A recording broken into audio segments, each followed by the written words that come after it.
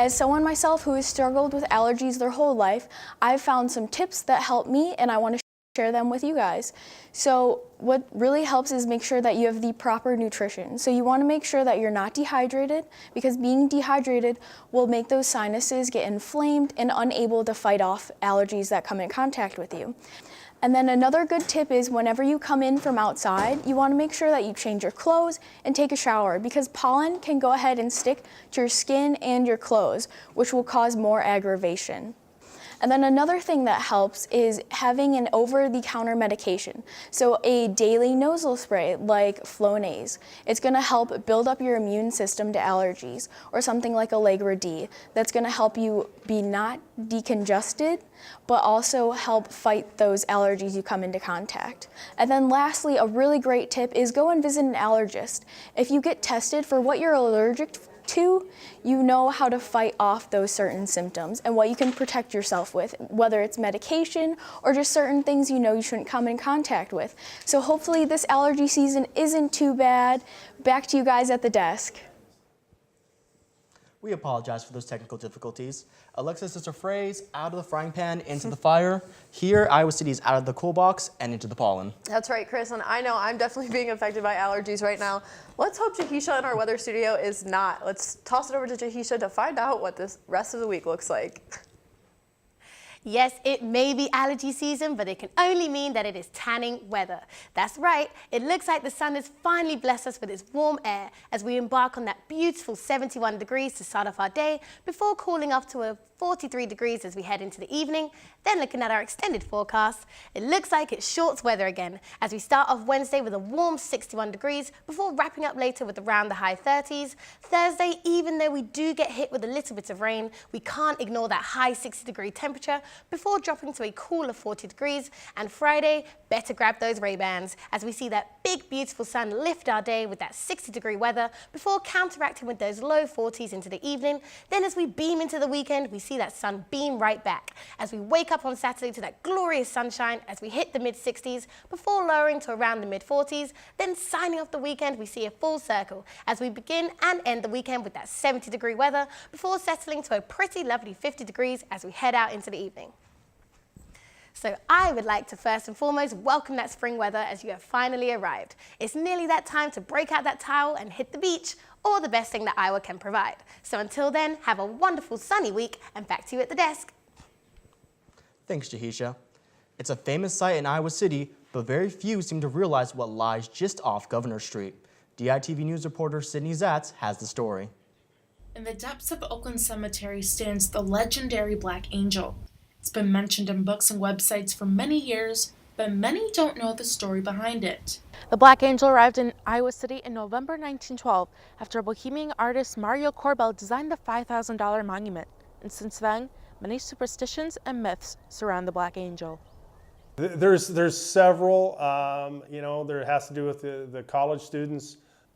If you touch it or touch the foot, there's a curse. The myths about why it turned black, infidelity in the family,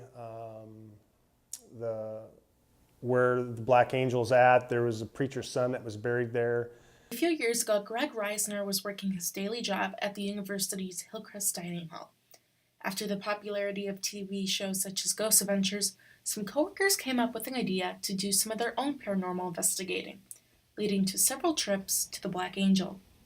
The last time we were out there, we'd hit in a few different spots and nothing really happened. And it was like freezing cold that time too, because it was early October, but I did end up catching an EVP by the Black Angel, which is kind of surprising because there's nothing usually happens around there. EVP, electronic voice phenomenon. It's a sound found on an electronic recording device that's interpreted as a spirit voice. If you listen closely, you might be able to hear it for yourself. There that if you detect electrical on it. Listen again. There that if you detect electrical on it.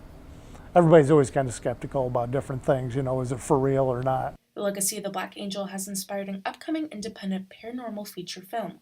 Reporting from Iowa City, Sydney Zatz, DITV News.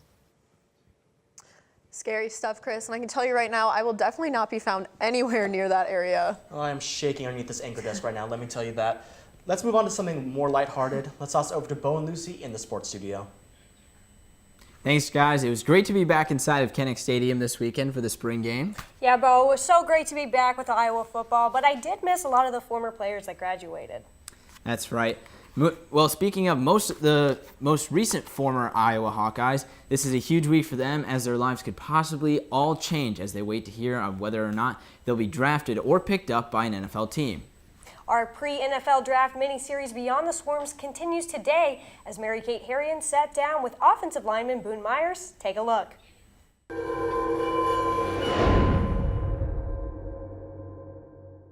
Boone, thank you for sitting down with us, and congratulations with your time done at Iowa. Pro Day's over. We're going to kind of start from the beginning, though. You walked on at Iowa, so kind of talk about that whole recruiting process and then deciding to come to Iowa. I grew up a Hawkeye. I grew up coming to all the games. Loved the Hawkeyes, and when Coach Morgan came to my school and offered me a preferred walk-on, and Coach Bryan came as well. I just decided to take it, decided to gamble on myself, and hopefully, live out my dreams. You got put on scholarship prior to your 2014 season, so talk about that and finding out, and then how you felt after it. Oh, it was nerve-wracking at first because I didn't know what Coach Ferentz wanted to talk to me about. I got called into the office, and I'm like, oh, shoot, what did I do wrong? Yeah. And then he sat me down and, told me I was on, he's going to put me on scholarship, and I remember calling my parents, and it was awesome.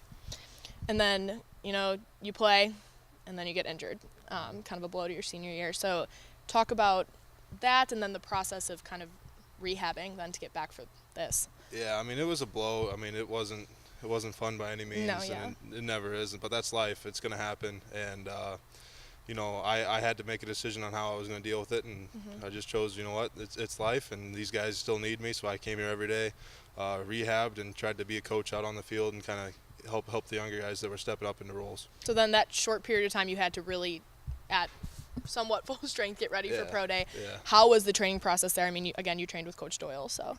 Yeah, it was fun being out here with all my guys. Yeah. We went 4 or 5 years together, and it was kind of nice to have one last few months to kind of be together and work out with Coach Doyle and the training staff, and have one last kind of hoorah together. And then in all your time at Iowa, can you pinpoint one moment, one game, anything, the best moment at Iowa? Probably be the Michigan game, 2016. Yeah, it was a fun night. You could just feel it in Kinnick. It was just electric, and everyone was playing really well. And we had a lot of young guys step up, and just knock off number one or number two, whatever they were ranked, by a field goal. That was a fun way to end it.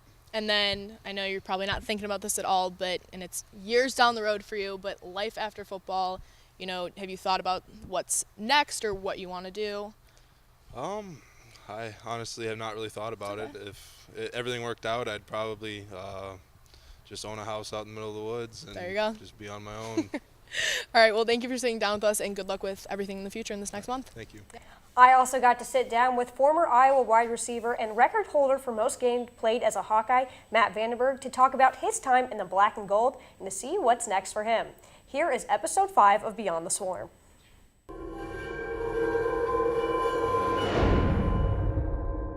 This is Lucy Rodine sitting down here with former Iowa wide receiver Matt Vandenberg. Matt, thank you so much for joining me today. I'm happy to be here. So let's just start off with the beginning. You kind of have a typical Iowa football kid story. You weren't super highly recruited out of high school, but ended up coming here to Iowa. What was your recruitment process like, and what made you choose Iowa? It was pretty much non-existent.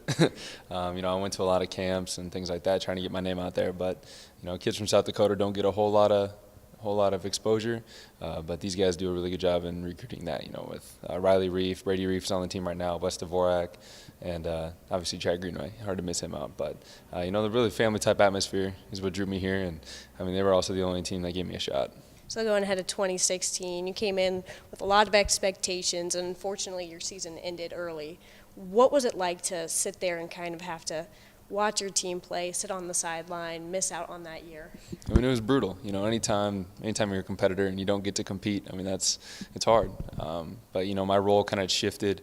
I went to kind of like a coach. You know, I tried to help BK as much as I could, who's our receivers coach at the time.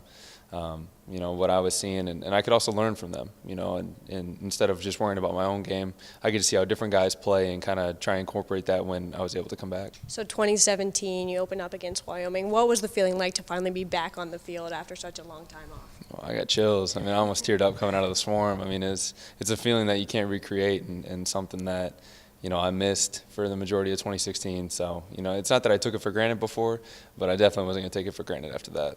How does it feel knowing that you're not going to put on that black and gold uniform ever again? Has it sunk in yet? I mean, it's weird. You know, I see pictures from spring ball and things like that, and it's odd not being out there. But, you know, I'm excited for what this next chapter has. So speaking of the next chapter, I mean, a big part of that is Pro Day. How do you think Pro Day went for you?